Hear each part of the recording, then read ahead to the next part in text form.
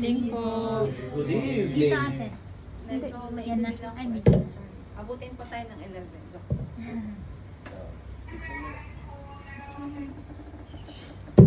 Pangit ang boses ko. Ayan po. Blessed evening po sa ating lahat, sa mga faithful servant of God. Amen. Tayo po ba ay naturuan na ng katotohanang nasa Panginoong Hesukristo? Amen. Alam po ba natin ang tungkol kay Hesukristo? Amen. At ano po ang nalalaman mo tungkol kay Hesukristo? Siya ang Diyos.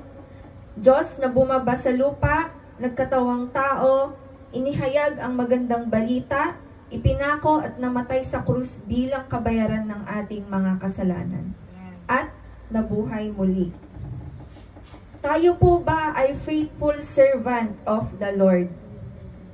Tayo po ba ay handang magpabago sa Panginoon? Amen. Kung ito ang nais ng puso mo, praise God for your life, hayaan mo siyang kumilos sa buhay ng bawat isa sa ating naririto. Hayaan mong gamitin ka ng Panginoon sa kanyang mga gawain. Kaya mo bang talikuran ang dati mong pamumuhay para sumunod sa Panginoon? Amen. Kung oo, kung amen ang sagot mo, halika kapatid, tayo ay magsama-sama. Pakinggan natin kung ano ang nais na ipahayag ng Panginoon sa pamamagitan ng paggamit ng kanyang magandang lingkod. Nais ko po ang lahat ay mag-focus. Itago muna natin ang mga telepono, pero kung kayo ay merong mga kaibigan na ka-video call, sige po, hayaan nyo rin po silang makinig at may parating sa kanila ang salita ng Diyos. Itago muna natin ang ating mga telepono dahil meron po tayo ditong TV screen sa harap para mabasa natin ang kung anumang mga scriptures, verses na ating matatalakay maya-maya lang. Kung meron din po kayong notebook or ballpen at papel, feel free po to take note. At ang iyong buong atensyon sa mga oras na ito ay iyong isuko sa pakikinig sa salita ng Diyos. Ang ating pong tatalakayin ngayong gabi ay anong tawag doon? Sa nakaraan. Related sa nakaraang topic nung nakaraang Saturday service kung saan si Sister Lenlen po yung naghayag ng salita ng Diyos. So ngayon po ang magiging topic natin ay Faithful Servant of God through God's Transformation. Faithful Servant of God through God's Transformation. Ang pagiging tapat na mananampalatayang lingkod ng Diyos sa pamamagitan ng pagbabago sa iyo ng Diyos. Handa po ba tayong maglingkod sa Panginoon ngayong gabi? Amen. Handa po ba tayong magpabago sa Panginoon ngayong gabi? Amen. I am more than excited dahil alam ko ang salita ng Diyos ay hindi kailanman nabigo. Ang Diyos na kumikilos sa buhay natin ay hindi kailanman nabigo. Hindi ko man alam kung paano ko lalakaran ang daan na inihanda sa akin ng Panginoon sa aking buhay, ngunit labis akong nananampalataya at naniniwala sa Diyos. Dahil alam ko ang Diyos ang mangunguna sa akin. Ang Diyos ang sasama sa akin at ako ay magtatagumpay. Amen. Amen. Atin pong buksan ang ating Biblia sa libro ng Efeso, Kabanata 4, 20 hanggang 24. ASND po. Sige, basahin po natin. Ngunit hindi ganyan ang natutunan nyo tungkol kay Kristo. Amen. Hindi ba't alam na ninyo ang tungkol kay Jesus? At bilang mga mananampalataya niya, hindi ba't naturuan na kayo ng katotohanang nasa Kanya? Kaya talikuran niyo na ang dati niyong pamumuhay dahil gawain ito ng dati ninyong pagkatao. Amen. Ang pagkataong ito ang siyang nagpapahamak sa inyo dahil sa masamang hangarin na dumadaya sa inyo. Baguhin niyo na ang inyong pag-iisip at pag-uugali. Ipakita niyong binago na kayo ng Diyos at binigyan ng buhay na matuwid at banal katulad ng sa Diyos. Tayo po ay yumuko at manalangin. Diyos naming makapangyarihan sa lahat, pinupuri ka po namin at pinasasalamatan. Lord, salamat po sa oras na ito, sa gabing ito na ako pumuli ay iyong ginamit, Panginoon. Ang iyong mga salita ay makarating po sa amin, Lord God. Kung ano po ang nais ninyong iparating sa amin sa mga oras na ito, kayo po ang manguna sa akin, Panginoon. Itago niyo po ako sa inyong likuran, hayaan niyo po ang inyong banal na espiritu na gumabay sa akin sa mga oras na ito. Kayo po ay mag-flow sa bawat isa po sa amin. Bigyan niyo kami, Lord, ng knowledge and wisdom and understanding, O Lord. Sa lahat po ng sasabihin ninyo, gamitin niyo po ako, Lord. Handa po akong magpagamit. At hawakan mo po ang puso ng bawat isa sa amin, O Lord. O Lord. Lord, ano man po ang gawain ng kalaban, isinasawalang bisa po namin ito. In Jesus' mighty name. Wala kang karapatan sa lugar na to. Lumayas ka dito. In Jesus' mighty name, I cast you out. In Jesus' name. Lord, sa iyo po ang papuri, pagsamba, at pasasalamat na nararapat lamang, Panginoon. In Jesus' name we pray. Amen. Sa ating scripture po ngayong gabi, nais ko pong magbahagi ng isang example kung paano ba natin mapapanatili ang pagiging tapat na lingkod ng Diyos. Dahil ang sabi nga po dito sa Ephesians 4, hindi ba't alam na ninyo ang tungkol kay Jesus? At bilang mananampalataya niya, hindi ba't naturuan na kayo ng katotohanang nasa Kanya? Hindi ba't alam na natin? Hindi ba't naturuan na tayo? Kung kaya't bakit mayroon pa rin sa ating mga kapatid sa pananampalataya ang bumabagsak? Bakit mayroon pa rin sa ating mga kapatid ang nanlalamig? Hindi nakakadalo sa gawain ng Panginoon, ang pag-attend sa Saturday service or Sunday service ay laging pinapalipas. May mga dahilan kung bakit may iilan pa rin sa mga Kristiyano ang bumabagsak. At kung ating titignan mabuti, ito ay laging nag-uumpisa sa pagsubok. If there is a testing, there would always be a challenge for us. Kung may testing, na-challenge tayo. Na-challenge yung faith natin. If there is a challenge, we will experience sufferings. Pero tandaan po natin, God allowed tests to prove our faith. Amen. To prove that you are a faithful servant of God. And if you remain faithful, praise God. For He will bring victory and favors and blessings upon you. And He will deliver you from this testing. And He will say to you, well done, good and faithful servant. You were faithful over few things. I will make you ruler over many things. Matthew 25:21 po ito. I will share to you a few points kung paano tayo mananatiling tapat na lingkod ng Diyos sa pamamagitan ng pagbabago sa atin ng Diyos. Nais ko pong gamitin muli bilang example ang pagsubok sa ating pag-uusapan ngayong gabi. Ang una pong puntos ay obey the Lord. From the Old Testament until the New Testament, from the book of Genesis until the book of Revelations, mababasa po natin ito. Maraming beses po itong nabanggit, and this is the obey the Lord. From start to finish, kailangan mong sumunod sa Panginoon. Ang pagsunod sa Panginoon ay pagpapakita ng iyong pagmamahal sa Kanya. Amen. Ngunit hindi natin ito magagawa kung hindi natin alam ang Kanyang mga salita. Paano natin magagawang sumunod kung hindi natin alam ang kautusan? At paano tayo susunod kung hindi natin kilala ang gumawa ng mga kautusan?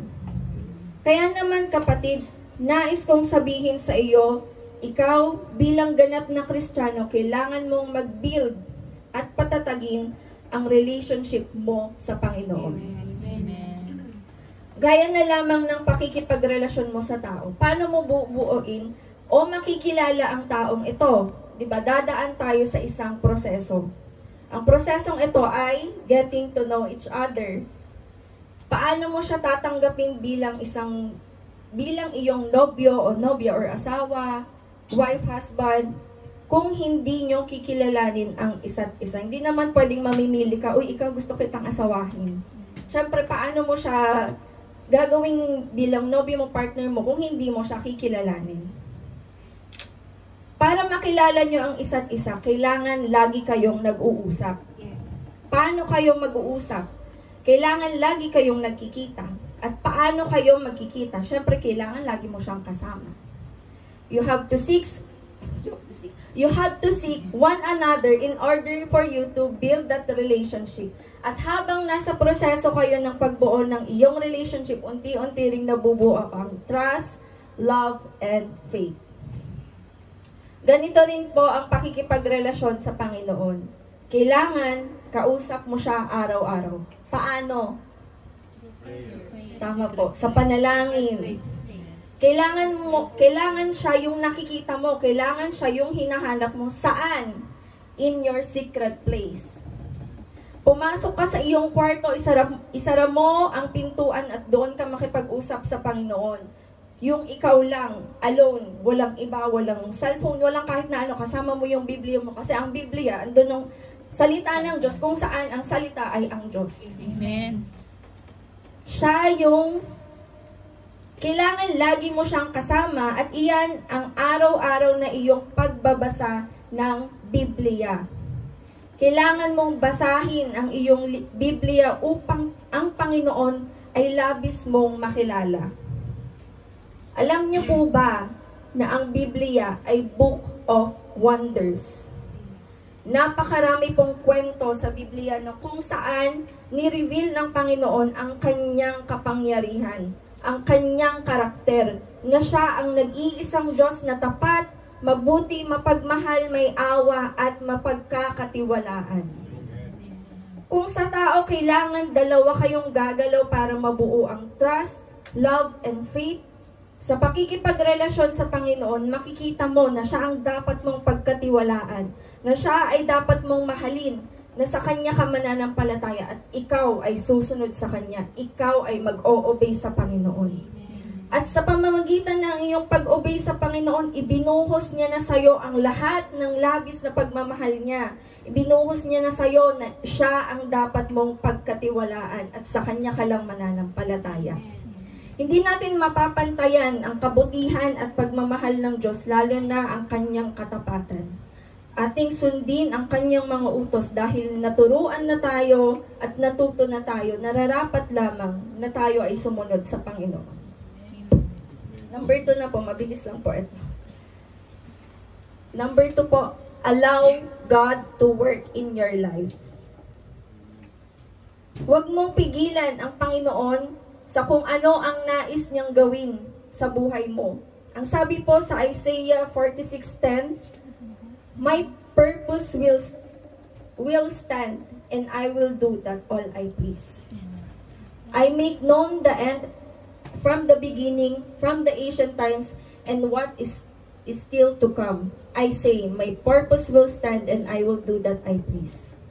Hindi mababago kung ano ang sinabi ng Diyos. Ganyan siya ka-faithful sa ating lahat. Amen.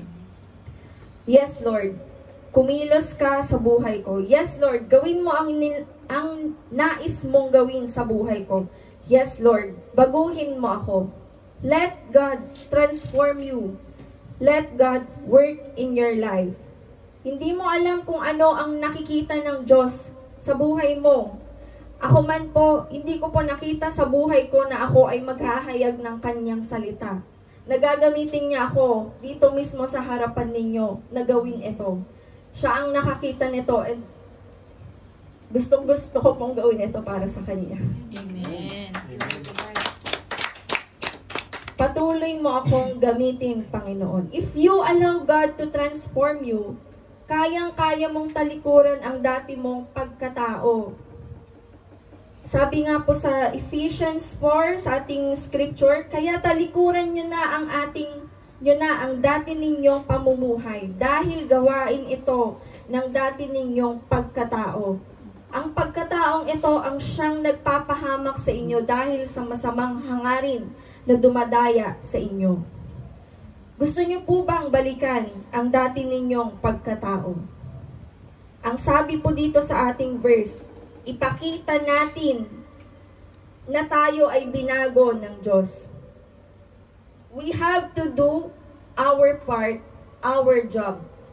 Kung ang banal na Espiritu ang siyang gumagabay sa atin sa panahon na tayo ay nananalangin ng gabay, ito ay ipinagkaloob sa atin. Ngunit kung ang gabay na ito, ang gabay sa pagsunod sa Panginoon, gabay sa pamumuhay ng matuwid, kung ito po ay hindi natin ipinapakita, paano ka magiging faithful servant of God? Paano ka matatransform ng Panginoon kung hindi mo ipinapakita ang pamumuhay ng matuwid at banal? Kailangan natuto ka na. Kailangan alam mo na, kapatid. If you allow God to work in your life, you should also be prepared. Again, in testings. Don't let any testings take over you. Gaya nga po ng sabi kanina, God will allow tests to prove our faith. But don't let yourself fall into temptation. Kung nakikita ka ng kalaban na you are being tested, makikialam yan. Pakialamero yan. Nais nga niyang palitan sa trono ang Panginoon, ngunit bigo siya. Huwag mong hayaan ang kalaban na ipahamak ka at dayain ka. Amen. Sabi po sa Ephesians 6:11, therefore, put the full armor of God so that when the day of evil comes, you may be able to stand your ground. Napakarami pong regalo na galing sa Diyos ang Kanyang ibinigay sa atin. Huwag po natin itong sayangin. Allow God to work in your life and transform you. Sa pamamagitan ng pagbabago ng iyong isip at pag-uugali, ipakita mo na meron kang Diyos na nananahan sa buhay mo. Amen. Last na po, number 3, keep on track. Track, T-R-A-C. Ang sabi po sa Google, ang definition po ng keep on track is to stay on the path that one is on. To continue doing the things one is doing. Keep on the track and you will end up where you want to be. At pakitranslate. Manatili. Manatili. Keep on track. Kailangan mo talagang manatili. Paano ka magiging faithful servant of the Lord kung hindi ka mananatili?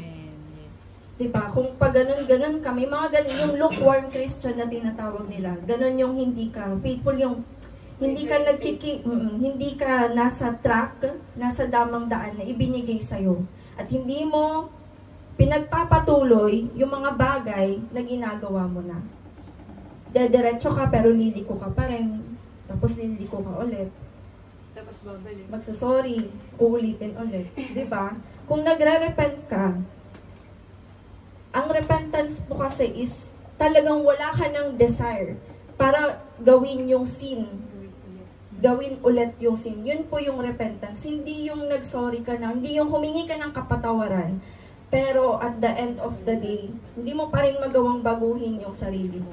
Di ba po, nasabi po sa scripture natin, hindi ba't alam na ninyo ang tungkol kay Jesus at bilang mananampalataya, hindi ba't naturuan na tayo? Kailangan, matuto rin po tayo. Hindi po yung laging paligoy-ligoy. Hindi na po tayo nawawala. Di ba? Yes, we are found. Tayo ay nailigtas na ng Panginoon. Amen. So, ayun po, sabi doon sa keep on track, stay on the path and continue the things that you are doing and you will end up where you want to be. Gusto ko pong gamitin ulit ang gawing example, ang pagsubok. Alam mo ba na tunay kapag ikaw ay nasa tamang daan, ang kalaban ay lagi madalas ang atake sa buhay mo. Pwede niyang gamitin ang pamilya mo, katrabaho mo, asawa mo, anak mo, ka-church mo, kaibigan mo, at higit sa lahat, ang pinakagagamitin niya dito ay ikaw. Yes. Ikaw ang gagamitin ng kalaban.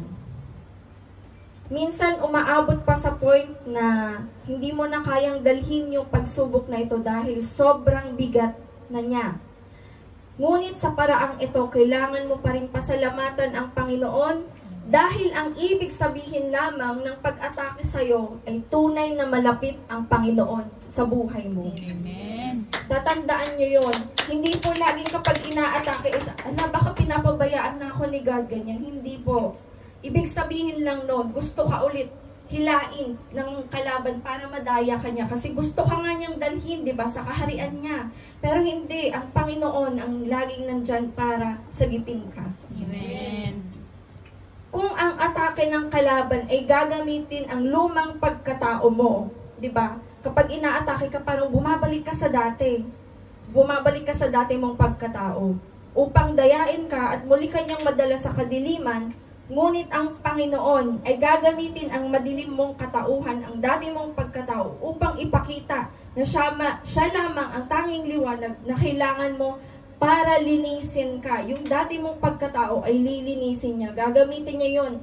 Come as you are sa Panginoon. Hindi yung kapag pupunta ka sa Panginoon, dapat perfect ka, wala kang kasalanan. No. Remember, yung mga propeta, yung mga disipulo ng Panginoon, lahat sila makasalanan. Yung Panginoon pa nga ang, di ba, lumapit sa kanila na halika, follow me. Yung mga disipulo na mga makasalanan ay parang ikaw din yon. Come as you are.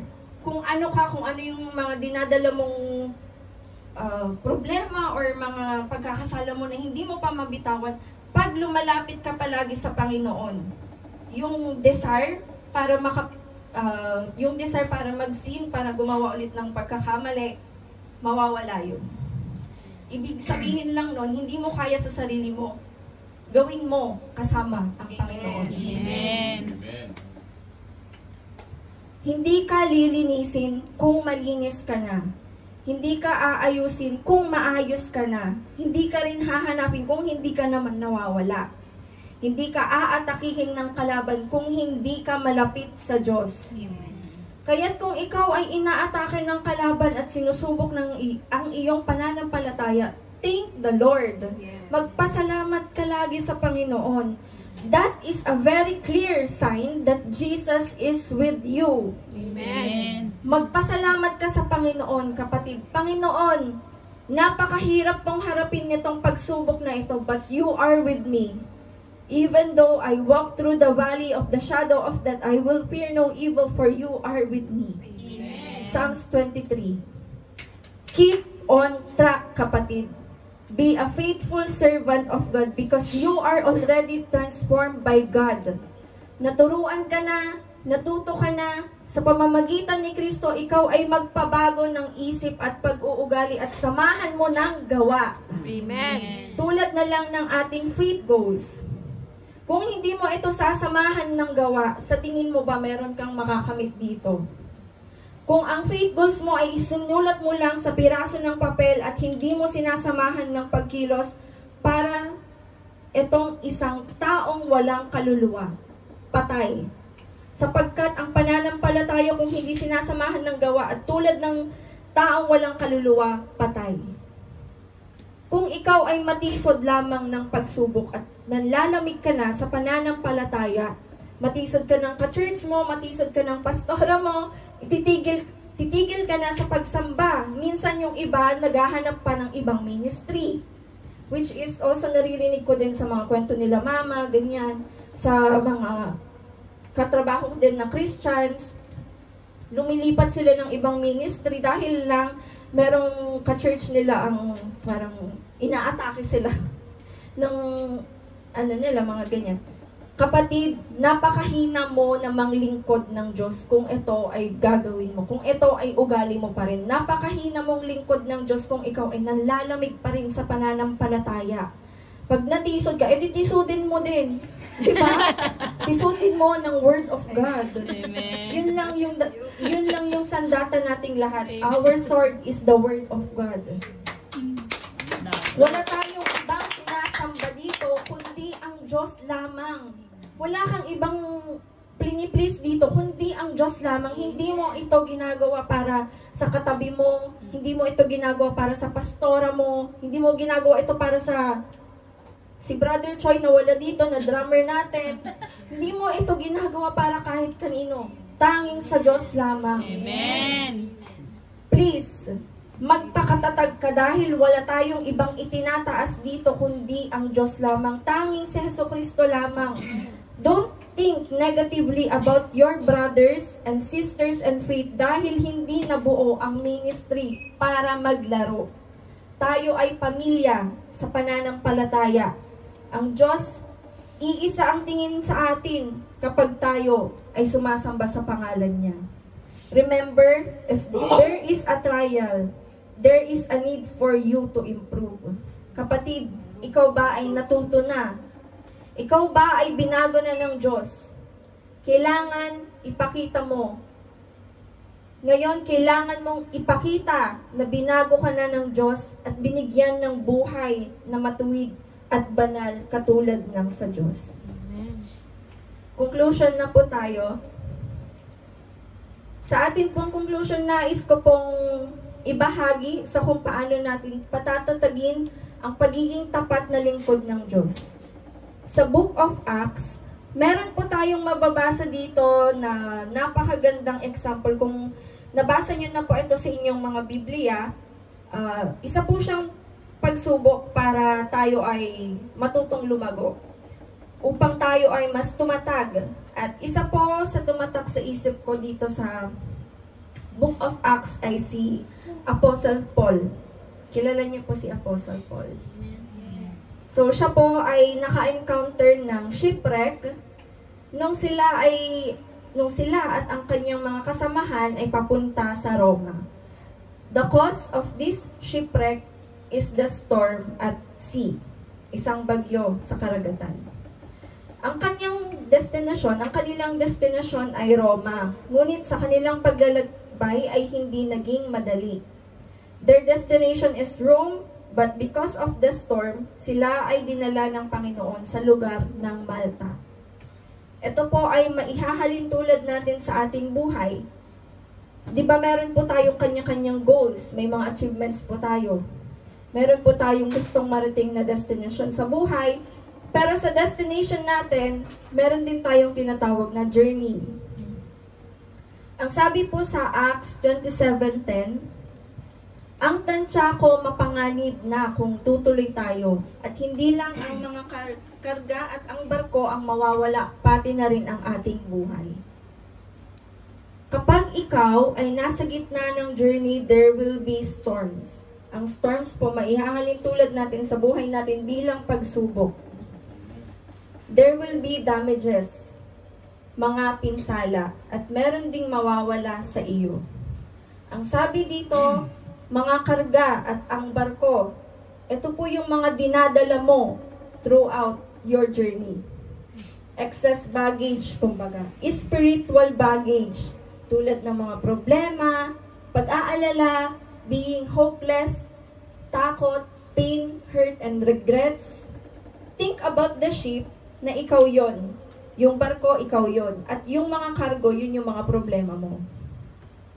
Dala-dala mo siya kahit saan ka maglayag. Bakit hindi mo subukan itapon ang mga ito para gumaan ka?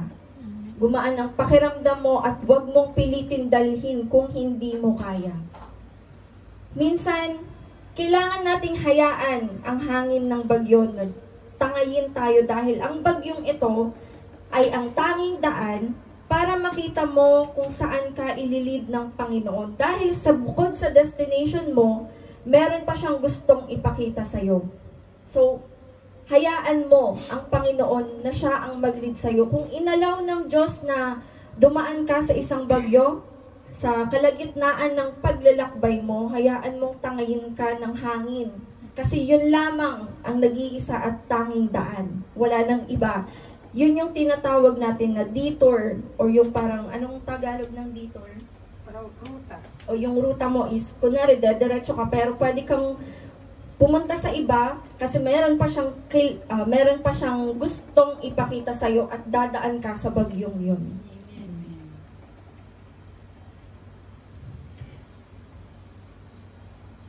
Ang bagyong ito ang tanging daan para makita mo kung saan ka ililid ng Panginoon, dahil bukod sa destinasyon mo, meron pa siyang gustong ipakita sa'yo. Nabanggit din po sa Acts 27, we gave up and let it be carried along by the wind. So, pagbabasahin niyo po itong buong, mababasa niyo po ito na sumuko po sila at hinayaan na lang nila na yung mga hangin ay tangayin sila.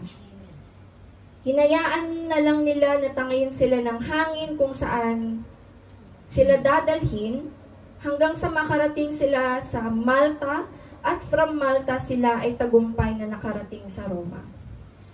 Ano po ang point number 2 natin? Allow God to Number work in your life. Allow God to work in your life. Kasama po ang storm. Kasama po ang testing. Ang sabi po sa Isaiah 66:99, in the same way, I will not cause pain without allowing you to be born.